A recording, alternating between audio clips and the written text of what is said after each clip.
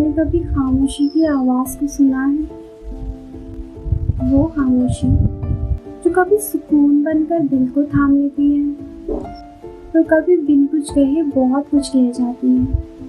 कभी वो इंतज़ार बनकर आंखों में ठहर जाती है, तो कभी टूटकर बिखरे हुए इंसान की आखिरी आवाज़ बन जाती है। आखिर खामोशी की आवाज़ कैसी होती है? शायद खामोशी की आवाज़ बारिश की उन बूंदों जैसी होती है जो बहुत धीरे से गिरती है पर अपने होने का एहसास करा देती है। शायद एक माँ का चुपचाप अपने बच्चों की फिक्र करना, एक पिता का दिन भर की थकान के बाद मैं ठीक हूँ बस ये कह देना, एक भाई का बिन कुछ कहे अपनी बहन का ख्याल रखना।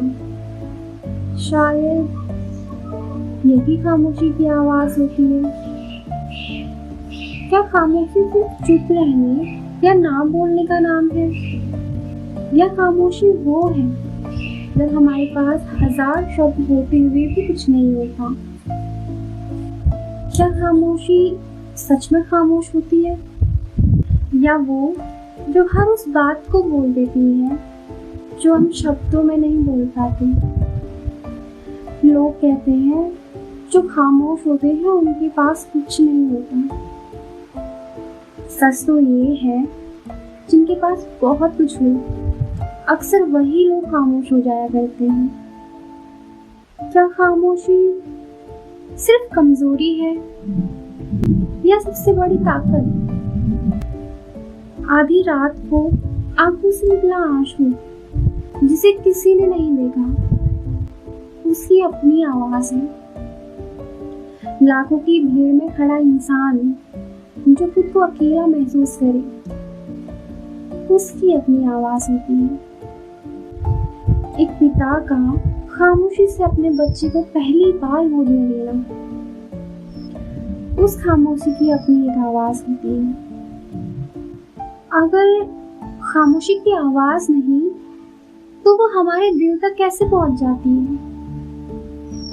कहते हैं खामोशी की आवाज नहीं होती, पर शायद खामोशी ही दुनिया की एक ऐसी आवाज है जिसे सुना नहीं, महसूस किया जाता है। कुछ सवाल जो मैं अक्सर सोचती हूँ, क्या खामोशी हमें अकेला कर देती है या हमें खुद से मिला देती है?